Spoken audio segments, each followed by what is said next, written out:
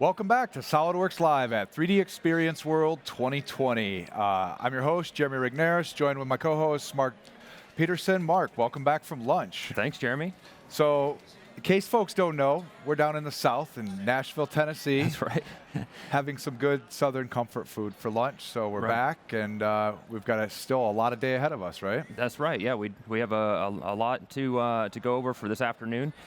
So we'll talk about that more as we go through. Yeah. Yeah. So let's take a look at some of the stuff we've done this morning. We'll quick do a recap. If nobody had the opportunity to join us this morning, we were action-packed. We started at 8 a.m. Central Time, and we will again tomorrow and on Wednesday as well. Yeah.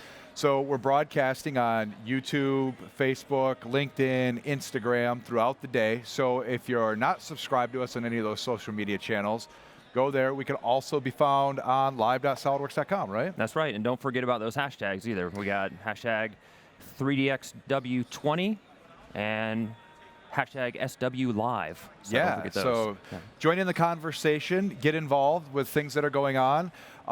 This morning's general session was full of really cool announcemements. Any that stuck out in your mind? Well, yeah, I mean, John Paulo kind of started off with this, and we've had an opportunity to kind of work with some of these new apps, since we work at SolidWorks. So we, what I've been accustomed to is SolidWorks CAD, though. I've used SolidWorks CAD for 15 years. I've been a loyal SolidWorks CAD customer, and I love that. But one thing I will say is that sometimes it requires, quite a massive machine. If you want to bring it around or like a desktop, something like that. You're doing a big assembly design or something like that. Yeah, you want to have the best of the best, and this is nice, and I really like this. But sometimes if I'm trying to take it easy, maybe I don't want to break my back carrying something around a lot. I want to use something that's like a little bit thinner or a little bit lighter, something like this. And so with these 3D experience applications like 3D Creator and 3D Sculptor, these run through a web browser, so you don't have to necessarily have all that machine. You can actually run these on thin and light machines like this laptop. Or even a tablet like this, where right. I want to disconnect from my keyboard and I want to work in a touch interface. An iPad, for example, would be something we could. It brings a touch interface as well. It's really powerful in that. So absolutely. So there's a place where the folks at home who weren't here can get an opportunity to try these new tools out, 3D Creator and 3D Sculptor, right, Mark? Absolutely, yeah. So we want to go to mysolidworks.com. As soon as you get to that page, there, Jeremy's got it on his tablet right there. You can see that first banner right there at the top. You have the search bar, and then right underneath that, you can click on that to check out the offer.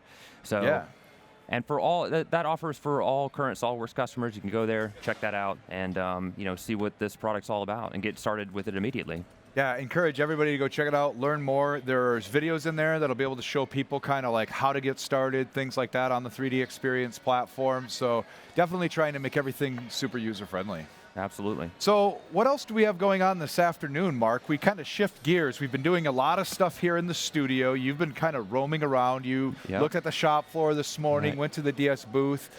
This afternoon's a little bit different. We're gonna get to see some cool user breakouts, right? Right. Yeah. This afternoon we get the opportunity to highlight some of the user breakout sessions. We have so many of these user breakout sessions, and they're all amazing content.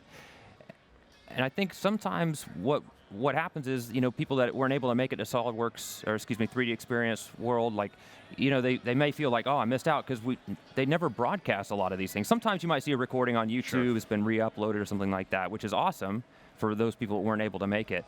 But what we wanted to do at SolidWorks Live this year, broadcasting from 3D Experience World, was to be able to bring some of those user sessions to you at home. So. Yeah, so this afternoon, it looks like at 1 o'clock we're going to be streaming one of these. But it's not only tune in to get kind of the experience that the users here will get. This morning at General Session, Kurt Anliker actually announced at the end of some of the sessions today, they're going to be showing some new functionality coming in SolidWorks 2021. And these might be broadcasting for a very specific reason. So I'll ask you to stay tuned until the end of the breakout session, maybe get a sneak peek at a technology preview for things that are to come. Yeah, and I think there's two of those this afternoon. Yeah, we have, you mentioned... well, we don't want to tell them which ones they are. Or do we? Do we? Yeah, I think we do. The Okay, folks let's tell on 'em. stream, they'll want to learn. This afternoon, we're going to see some sheet metal tips and tricks from Toby Schnars. Yep. Great presenter, always does a good job. So not only will you tune in and learn a lot about SolidWorks and sheet metal and become more efficient, at the end of that presentation, you'll get the opportunity to maybe see some new sheet metal tools that are coming in the future. Absolutely. Later on in the afternoon, we'll have assembly tips and tricks with John Hall, who's also a great presenter as well. Yeah, absolutely. So definitely tune in for those. We have a couple other interviews we're going to be doing this afternoon in here. While that's going on, there's going to be all this afternoon. I've noticed when we took lunch break over here, we have a hackathon going on. Yeah. You know what that's about, Mark?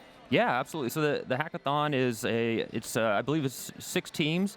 They were all tasked with developing a easy to make, easy to recreate prosthetic hand. And so today we're going to see the hackathon pitches, and you can also vote for those as well. I believe it's solidworks.com/vote, and you can vote for which team you think would be the most successful and bring the most good to the most people. So we're really excited to show that this afternoon too. Yeah, I got a chance to walk through there just before we came back on air, and I'm just amazed at what they've done in a very short period of time. They had very minimal time to put this together. They did it all on the 3DEXPERIENCE platform. And they're replacing what's basically been a third world standard for a prosthesis. And so goals are keeping their costs extremely low, but enhancing the mobility and functionality for people who need a prosthesis as well. Yeah. So it's going to be a really cool opportunity. We'll be showing those hackathon presentation pitches later on this afternoon around 5:30 to 5:45-ish. Time may vary a little bit. And again, that's Central Time as we're here.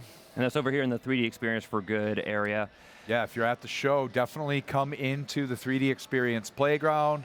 Check out what's going on in here. Find out how you can get involved. There's a lot of opportunities for you as an attendee to come and get involved with any of the programs that are going on here. Yeah. We have a fab lab that's actually building real scanners that people can come and participate in. I think tomorrow they're going to be working on robots for every kid gets a robot over here. Right. Well, tomorrow is actually they're going to be building the hackathon winners' hands actually tomorrow. Okay. So the day after is where every kid gets a robot. It's Wednesday where they're going to be doing every kid gets a robot. Yeah. Obviously, the schedule's super tight. There's lots to keep track of as we get into here. Right. Well, Mark, I think we're going to be we're going to have another interview here in a little bit. So I think what we're going to do is we're going to cut really quick for just a couple minutes, and then we're going to bring on Marie Blanchard from SolidWorks Education, as well as a couple students, to see what's going on in the education zone here at 3DEXPERIENCE World 2020. So stay tuned, and we'll be right back.